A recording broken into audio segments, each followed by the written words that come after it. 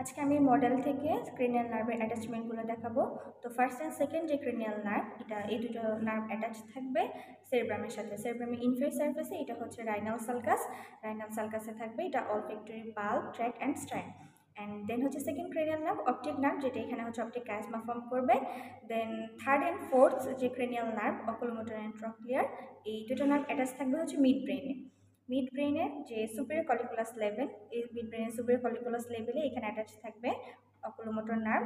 And mid ব্রেনের যে inferior কলিকুলাস level, এই ইনফেরিয়র কলিকুলাস লেভেলে অ্যাটাচ থাকবে হচ্ছে ট্রক্লিয়ার নার্ভ।